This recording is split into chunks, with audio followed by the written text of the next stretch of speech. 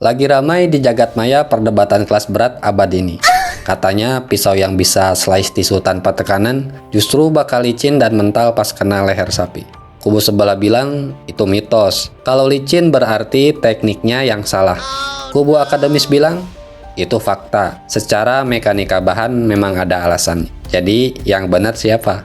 Daripada bingung dengerin debat kusir, mending kita bedah secara ilmiah. Karena ternyata dua kubu ini sama-sama benar. Mereka cuma melihat dari sudut pandang yang berbeda. Assalamualaikum. Pertama kita dengarkan dulu kata orang laboratorium. Secara mekanika bahan, argumen bahwa pisau super tajam bisa terasa licin itu memang benar adanya. Pisau yang diasah sampai mampu slice tisu dengan sangat mulus biasanya melewati proses polishing atau stropping yang intens. Akibatnya, gerigi mikro pada mata pisau menjadi semakin kecil dan semakin halus.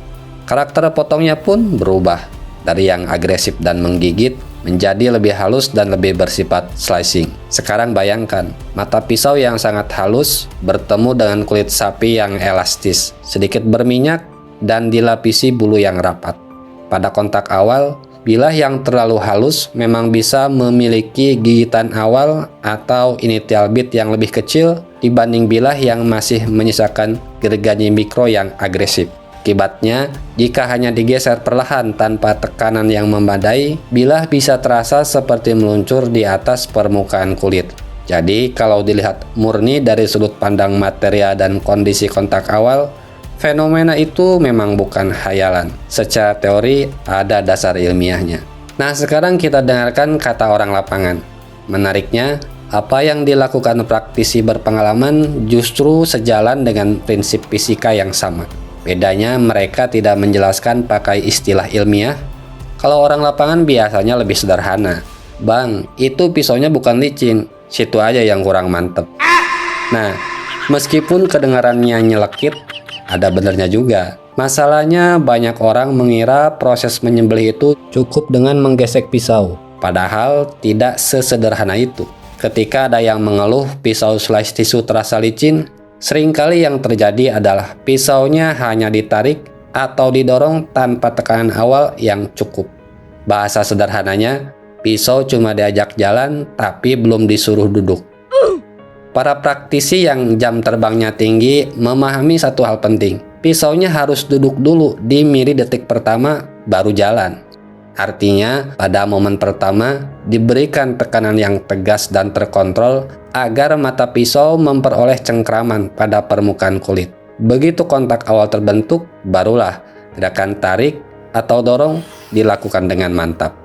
Kalau diterjemahkan ke bahasa fisika, logika duduk dulu baru jalan ini masuk akal sekali. Karena tekanan pada dasarnya adalah gaya yang dibagi luas permukaan.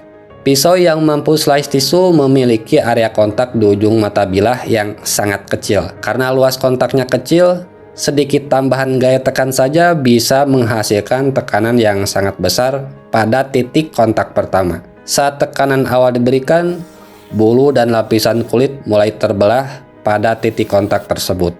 Begitu bilah mulai memperoleh cengkraman, gerakan tarik atau dorong menjadi jauh lebih efektif. Makanya, para praktisi sering bilang pisaunya harus duduk dulu baru jalan. Ya mirip tamu kondangan. Duduk sebentar, lihat situasi, baru nyerbu prasmanan. Begitu sudah dapat posisi, sisanya tinggal jalan terus. Kurang lebih, begitu cara kerja kontak awal pada mata pisau.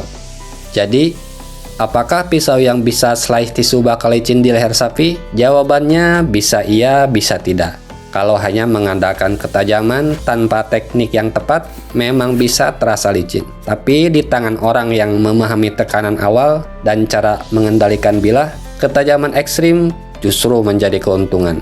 Jadi perdebatan ini sebenarnya bukan soal pisaunya, yang diuji sejak awal adalah operatornya. Kalau menurut kamu sendiri, saat menyembelih, lebih suka karakter pisau yang masih memiliki sedikit mikro atau istilahnya tajam greges dan terasa menggigit, atau yang dipoles mulus sampai bisa slice tisu atau tajam halus? Izin pamit, tetap semangat, jangan lupa bersyukur. Wassalam.